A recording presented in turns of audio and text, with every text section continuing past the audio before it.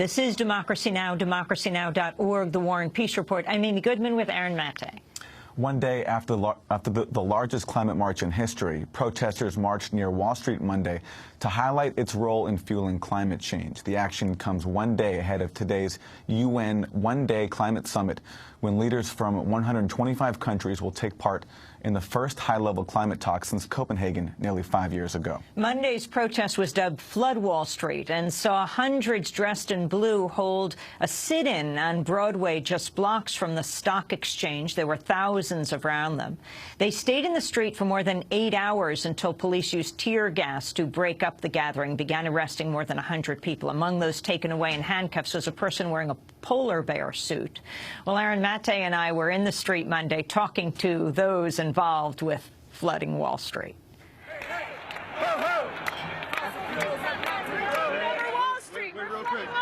I'm David Zolman. I'm at Flood Wall Street.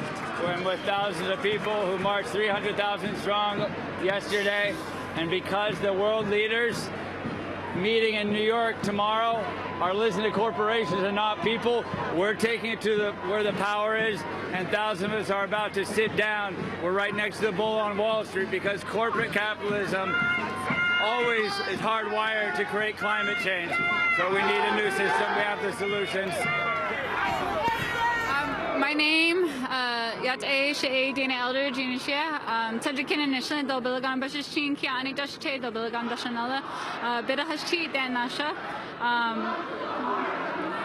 yat a she Chishan Shlento Bipatoni Bashin not also Dashache dot Lizaflana Dashanella Zifan Sade Nasha. Why we're here today? We came with a delegation of people from Arizona. There's about 11 of us all together, and we come from a land that is heavily resource rich, and we came to tell the world that we're not going to be a resource colony anymore, and enough is enough. The Navajo Nation, Diné Nation, which we're from, sits on the richest energy corridor in North America. So our people for close to a century have been at the front line of energy extraction for this empire, including natural gas, oil, uranium, and coal. And now they're taking the water and pumping the water. Meanwhile, our people, a third of our people don't have access to running water. I live without running water with my family. And so we're here to say, you know, we're still here, and no more native sacrifice for this empire. The people united will never be defeated. This is the banner that was carried at the People's Climate March on Sunday. It reads simply, Flood Wall Street. As hundreds unfurl it and hold it over their heads, right in the heart of Wall Street. My name is Laurel Sutherland. We've just deployed a 300-foot banner right next to the iconic bull in downtown Manhattan. And today, 125 heads of state from around the world are arriving in New York City. And we're here to tell the people of the world that we stand with them, and we're willing to take radical action to bring about the drastic changes that are needed to have a healthy and livable future for our children. Hi, I'm a former state senator from Vermont. My name is Ben Potashnik, and I've been in the solar business now for about 10 years in Mexico. I went to pioneer the solar energy industry because of global climate change. But now I felt I had to come back because the U.S. Congress is bought out by the Koch brothers, the deniers, the Tea Party, and we've got to do something. We got to do it here on Wall Street. Hi, I'm Dr. Laura Chamberlain. I'm with Frack Free Illinois, and we are here to protest fracking. In Illinois, they're fracking right in the most active earthquake zones east of the Rockies. The largest earthquake in the U.S. ever that we know of was right here in the New Madrid Fault, and they're going right to this area in Illinois. They're completely ignoring, even the USGS Hazards Division has said it's probably not a good idea to frack right here. There's so much air pollution and respiratory effects of climate change from all of the different, the burning of fossil fuels. So for fracking itself, the air pollution is volatile organic compounds like benzene. They create ozone, and some of the places that they're fracking in Utah, the air is worse in rural Utah than it is in LA. This is crazy. I'm Catherine Ball. I'm from Detroit, Michigan. Hi, I'm Arthur van Balen from Berlin, Germany.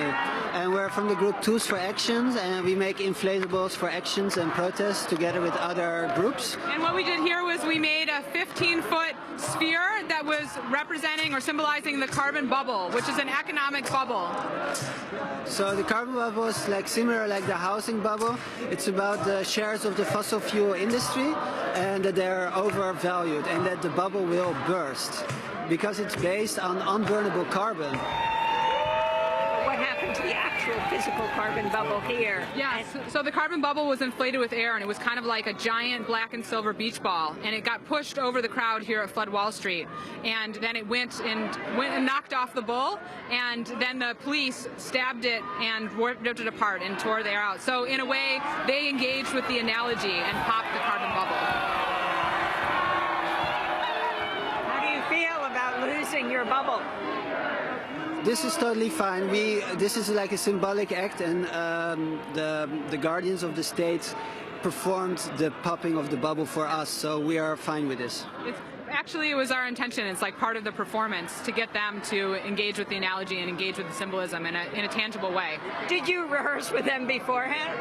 We didn't. Well, I guess we're always kind of rehearsing with the cops. The whole world is watching! The whole world is watching! There are a bunch of police here. They're arresting someone. They've got him on the ground. Hey, what's your name? What's your name? What's your name? This is Democracy Now! What's your name? My name is Elliot Hughes. I was tortured in 2008 at the RNC and Republican National Convention in St. Paul. They might do it to me again. Help me. Help me.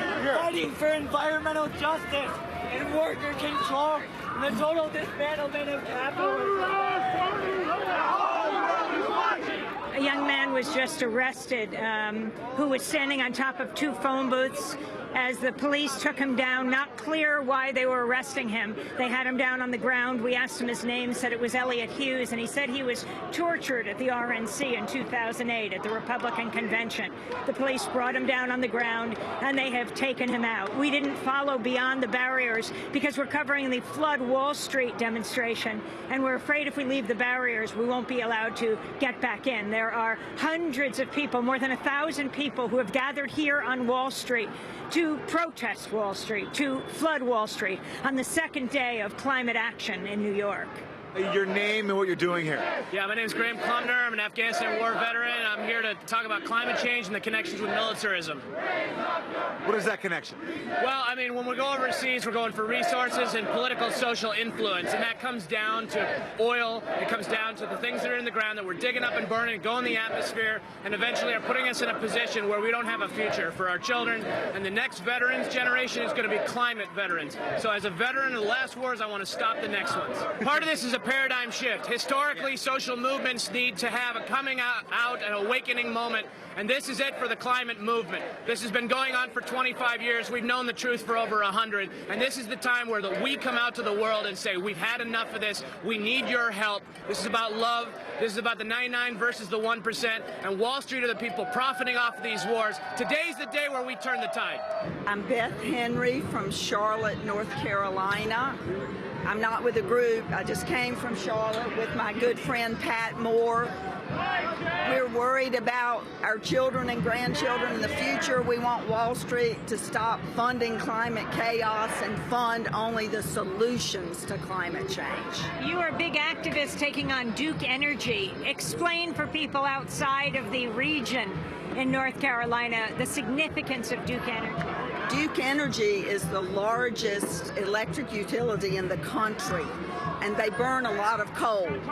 So in North Carolina, we're trying to get Duke Energy to make a rapid transition to renewable energy in hopes that their leadership will cause other utilities to make a rapid change as well. My name is Lee Stewart from Aldie, Virginia. I started the march in LA. We're marching from LA to DC. The march? Yeah, the Great March for Climate Action. It's not the People's Climate March, but we've come here. We've paused our march for 4 days to come to New York City. How many days have you been marching? We have been marching since March 1st, and we'll finish in Washington, D.C. on November 1st. And 200 days you've been walking across the country. Why? I have been walking to confront my own inaction and my own complicity in the system. We are Idle No More group created a series of healing walks. Led by Indigenous elders. Along the 5 refineries. That exist in the Bay Area. They need to transition. My name is Penny Opal Plant. I'm with Idle No More San Francisco Bay, and I am here rising up for the future of life on Mother Earth's belly because the corporate capitalist state is so ignorant and arrogant that they will ruin the Mother Earth's creation. And that's why I'm here. We all have to stand up in every corner of the world, no matter where we are, no matter who we are. If you love your children, if you love your garden, if you love to breathe air and drink water and eat food, then you need to hit the streets. My name is Tim DeChristopher. And you all look beautiful. When we talk about climate justice, it means keeping fossil fuels in the ground. And doing so in a way that does not guarantee profits. To those who have already profited from exploitation. That means costing trillions in profits. To the wealthiest and most ruthless industry. In the history of the world. And they will not change easily. They will not change just because we ask. They'll change only because we force them.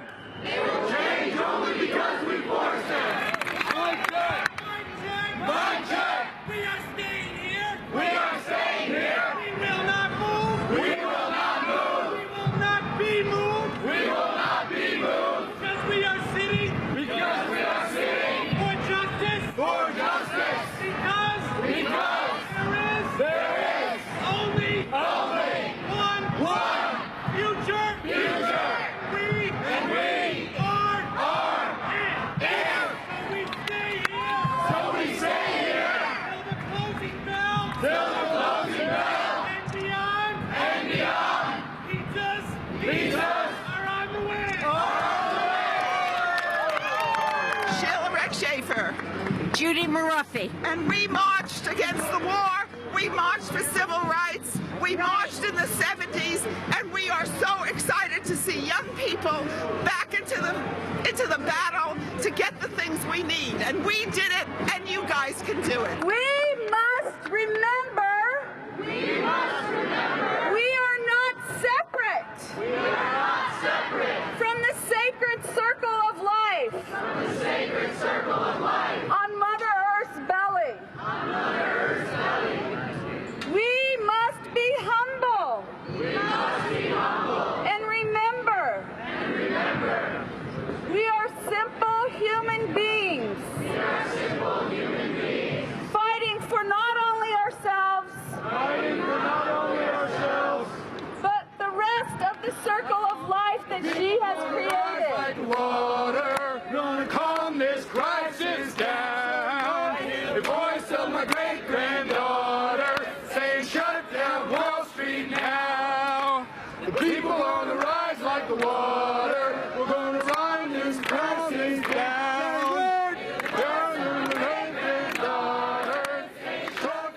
The voices of Flood Wall Street. More than 1,000 people gathered on Wall Street on Monday following the largest climate demonstration in history. Over 400,000 people marched on Sunday.